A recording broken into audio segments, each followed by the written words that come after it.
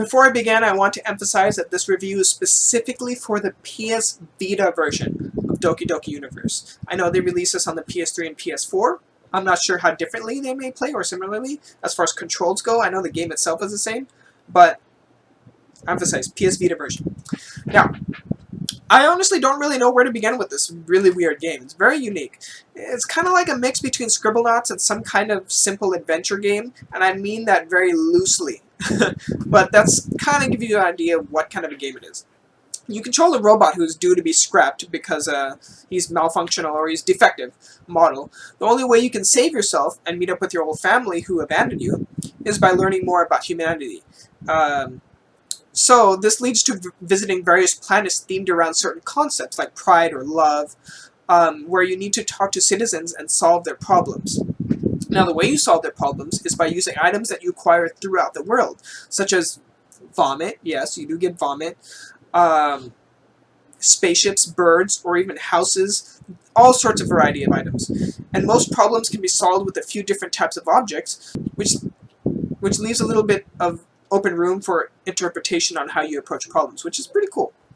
The downside is that this concept gets repetitive pretty fast after about the first hour or so, since there's really nothing that changes or evolves with the gameplay. Eventually, the game starts to become a chore.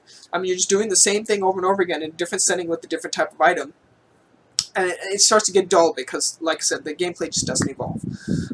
The biggest redeeming qualities that might warrant you checking this game out, actually, is the robot story, for one, is actually pretty cute and touching.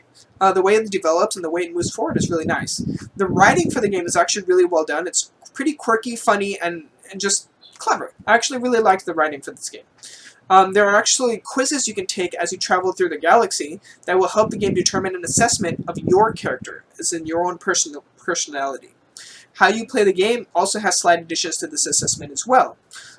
Interestingly, my assessment that it made of me was almost spot on about my personality. I thought that was cool. It's also extremely cute, and simple graphical style may be appealing to some people as well. The biggest downsides about the game are, like I said, it's repetitive. There's no evolution in the gameplay, which means once you play the first couple of planets or so, you've pretty much played the whole game. It's just a matter of grinding through the rest. The controls, this is interesting. The controls are very intuitive in the way it's approached, very much like a cell phone game, but the problem is it's not always responsive, which really kills the pacing in the game.